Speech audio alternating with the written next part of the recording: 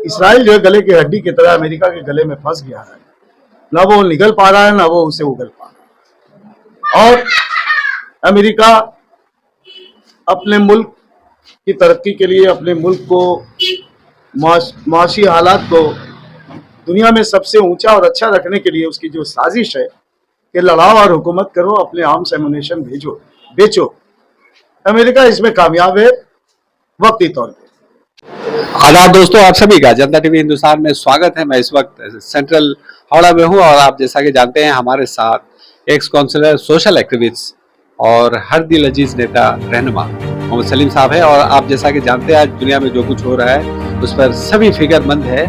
और इसराइल ने जिस तरह से जुल्म और बर्बरियत का बाजार गर्म कर रखा, इससे पूरी दुनिया के मुसलमान आज फिक्रमंद है कि आखिर क्या हो रहा है। और जितने ममालिक हैं, चाहे वो इस्लामिक कंट्री हो या यूरोपियन कंट्री हो या अमेरिका हो, सभी एक तरह से देखा जाए खामोश रहकर इसराइल की एक तरह से मदद कर रहे हैं। तो इसी सिलसिले में हम बात करेंगे, क्योंकि जो मसला चल रहा है और चूंकि हर लोगों के जुबान पे और सोच में भी यही बात है कि आखिर हो क्या रहा और इसराइल क्या करना चाहता है। तो ये काफी बहुत ही मजे हुए पुराने रहनुमा है और समाज से जुड़े हुए सोशल काम करते हैं। तो इसी सिलसिले में हम उनसे बात करें। सलीम साहब, ये बताइए कि ये आप जैसा कि जानते हैं जिस तरह से हमास का बहाना करके कि हमास का सफाया करेंगे, फ़लस्तीनी बेकसूर बच्चे, बूढ़े और मुसलमानों को जिस तरह से नस्लकुशी की जा रही है, जिस तरह से कत्लेआम किया जा रहा है, इस पर आप क्या कहना चाहते हैं? देखिए, अस्सलाम वालेकुम। देखिए, हिटलर किसी जमाने में यहूदी जो कौम है जिसको इसराइली कहते हैं, उनका कत्लेआम किया था। और हिटलर ने कहा था कि अगर मैं चाहता तो 100% यहूदियों को कत्ल कर देता, लेकिन मैं उनमें 25% या 10% यहूदियों को इसलिए छोड़े जा रहा हूं कि आने वाली दुनिया इस चीज को समझे कि ये इसराइली क्या है और दुनिया में किस तरह से ये खलफशार मचाते हैं और साजिश करके मजलूमों को किस तरह से जुल्म करते हैं। जिनका खाते हैं उन्हीं को आंख भी खाते हैं। एक जमाना था कि अरबों ने इनकी बड़ी मदद की, बेयारो मददगार थे, लेकिन आज हिटलर का कौल सच हो रहा है कि दुनिया देखेगी कि हमने इनके साथ ऐसा सब किया। आपने देखा हो कि अमेरिका उसकी मदद कर रहा है, क्यों नो बोलने के बावजूद भी अपनी जिद पे अड़ा हुआ है इसराइल और अटैक कर रहा है। एक्चुअल अमेरिका अपने जिद पे अड़ा हुआ है, या आपने ठीक ही कहा कि वो जिद पे अड़ा हुआ है। अब अमेरिका के सामने सच कहने की जो बातें हैं उसके नाक और मूंछ की लड़ाई हो।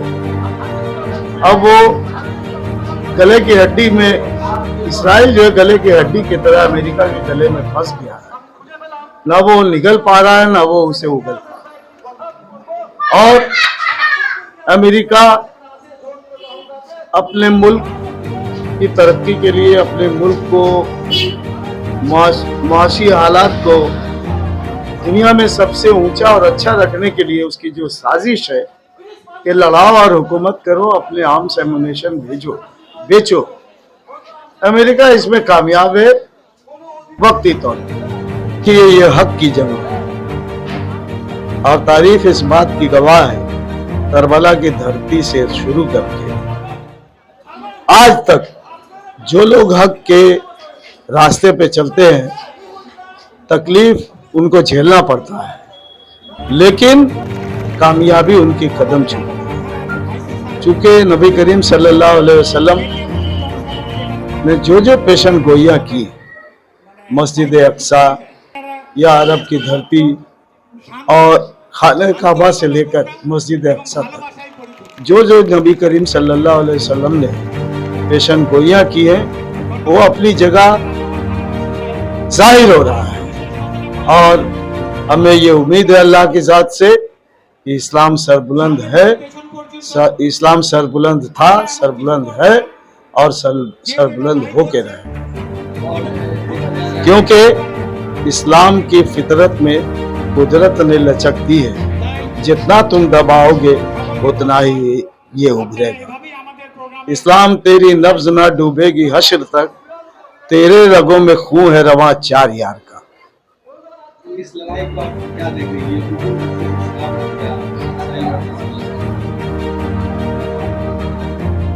देखिए, इस्राइल एक छोटा सा मुल्क है। दरअसल इसके पीछे अमेरिका की साजिश है कि दुनिया में जो तरक्की याफ्ता कौमें हैं, सिर्फ मुसलमान ही नहीं, जो तरक्की याफ्ता कौमें हैं, किस तरह से उनको तबाह किया जाए, उनको उलझा दिया जाए, आपस में ईरान और इराक को लड़वा के किस तरह से तब दोनों मुल्क को कमजोर किया जाए, ये अमेरिका की शुरू दिन की साजिश है जो आज तक चल रहा है। एक रोज पोल पट्टा खुलेगा, दुनिया में जो इस किस्म के रूलर थे उनका जो अंजाम था, अंजाम जो हुआ है, जो हक को दबाने की कोशिश कर रहे थे, इस अंजाम से अमेरिका को चलाने वाले नहीं, पूरे अमेरिका को ही भुगतना पड़ेगा। आज आप देखिए जंग का जो मंजर है, आप जाहिरी तौर पे देख रहे होंगे कि फलस्तीन में हमास पे हमला किया जा रहा है, बच्चे शहीद हो रहे हैं, माँ बहनें बेवा हो रही हैं, नौजवान शहीद हो रहा है, ज़ईफुल उम्र लोग तबाह हो रहे हैं, अस्पतालों पे बमबारियां हो रही हैं। इसके नतायज उसके खिलाफ जाना है, इसलिए कि वो इंसानियत के खिलाफ काम कर रहा है, चाहे वो फलस्तीन हो या अमेरिका हो। मुसलमान मुल्क तो छोड़िए, दुनिया का शायद ही कोई ऐसा मुल्क होगा जहां इसराइल और अमेरिका के खिलाफ और फलस्तीन के हिमायत में एजिटेशन नहीं है। उन ममालिक का ये अपना अपना पॉलिसी है, उस पॉलिसी को सामने रखते हुए इस्लाम के नाम पे जहां जितनी ज़रूरत होगी वो लोग सामने आ रहे हैं, और इसका जंगबंदी का कोई ना कोई हल निकलना चाहिए और जायज़ और नाजायज़ को पहचान बनाना चाहिए। और दीगर मुल्कों को ये जो हो रहा है जुल्म, इस जुल्म के खिलाफ जितने इंसाफ पसंद अवाम हैं, चाहे वो जिस मजहब के भी मानने वाले हैं, सबों को फलस्तीन से हमदर्दी है, मजलूमों से हमदर्दी।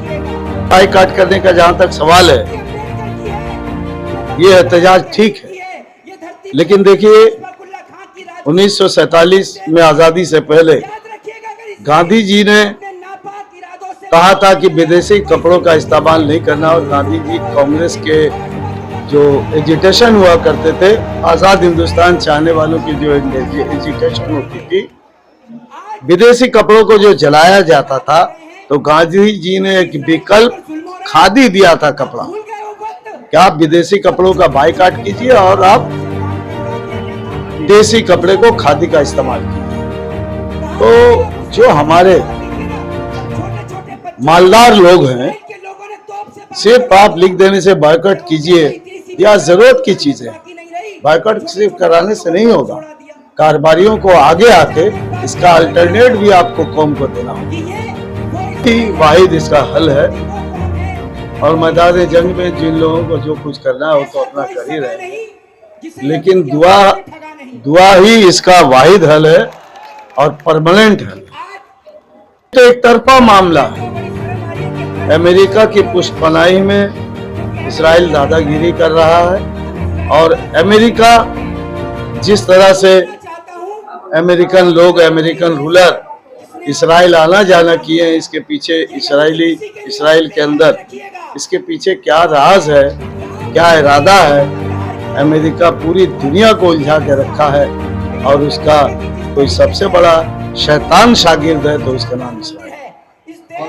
अमेरिका तो पूरा खुलेआम ये बात है, अमेरिका की साजिश है, और आज पूरी दुनिया में जो एहतजाज हो रहा है वो अमेरिका और इसराइल के खिलाफ हो रहा है। क्या पूरी इंसानियत चाहती है कि दुनिया में अमन और सलामती रहे, मजलूमों पर जुल्म नहीं हो, दुनिया में अमन कायम रहे, और अमन के अलमबरदार नबी करीम सल्लल्लाहु अलैहि वसल्लम के हम लोग पैरोकार हैं। उनके बताए हुए रास्ते पे हर सतह पे अगर हम लोग इसको कायम करेंगे अपनी सफ़ों में, तो दुनिया इस्लाम की कदमों में आ गई।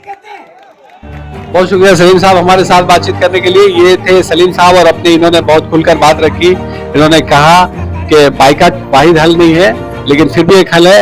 इनका कहना है कि अगर कोई बाइकाट करना चाहता है तो उसका मुतबादिल भी होना चाहिए। और जो सबसे बड़ा हथियार अगर है, जो दूर दराज बैठे फलस्तीन से दूर इलाकों में बैठे अगर कोई है मुसलमान है, तो उनको चाहिए दुआ करे। और दुआ ही वाहिद हथियार है, सबसे बड़ा हथियार है, यही असर करेगा। और अमेरिका को भी उन्होंने दोषी ठहराया कि अमेरिका का ही बड़ा हाथ है और उसी का वो इजराइल जो है शागिर्द है। बहुत शुक्रिया सलीम साहब हमारे साथ बातचीत करने के लिए। दूसरे अपडेट के साथ फिर मिलेंगे, तब तक के लिए धन्यवाद।